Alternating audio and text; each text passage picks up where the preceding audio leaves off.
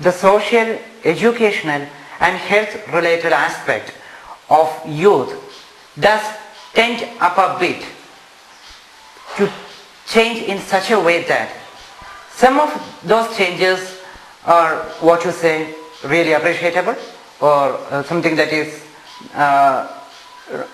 really positive, and some other being alarmingly dangerous. When we talk about the educational scenario or change in the educational scenario at the present condition, we might have to say, or I am very sorry to say, I am afraid to say that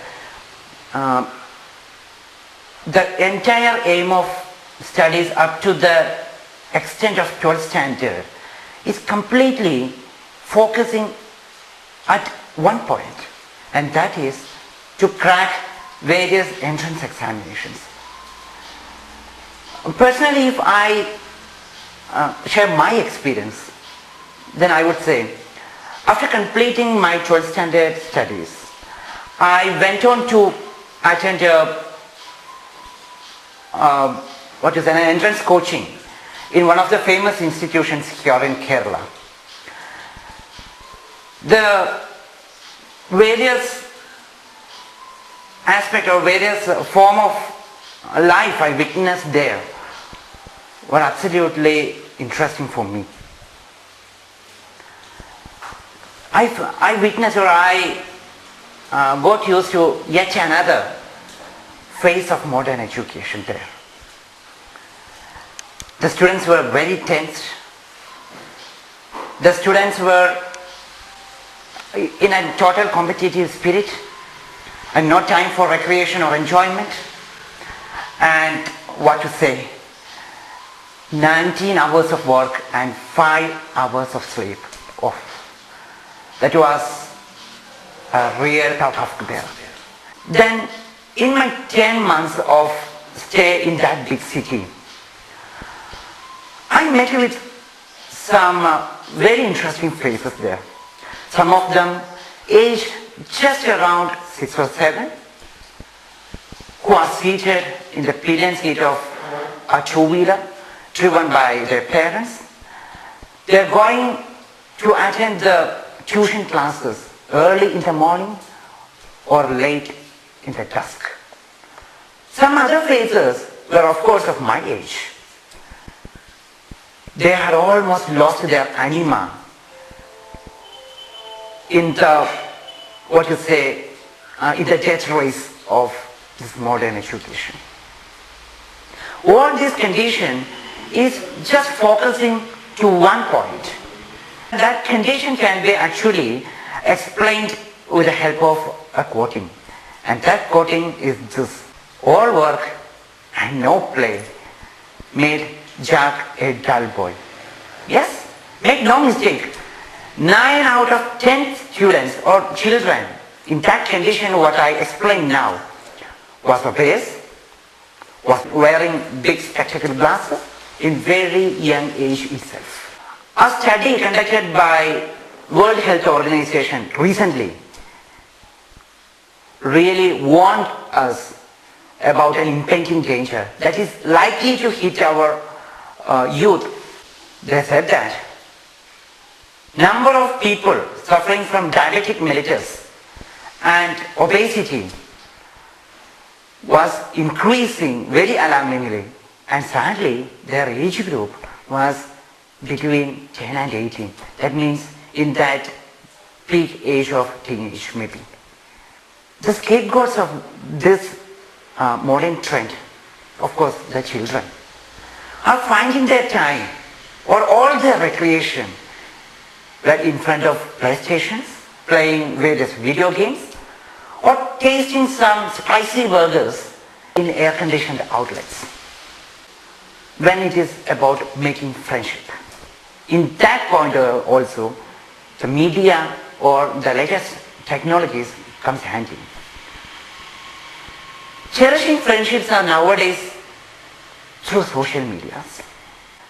The youth, especially the age group between 18 to 24, or maybe 30 maximum, are finding no time to go out there, to cherish friendships, or to engage in various physical activities to keep themselves fit.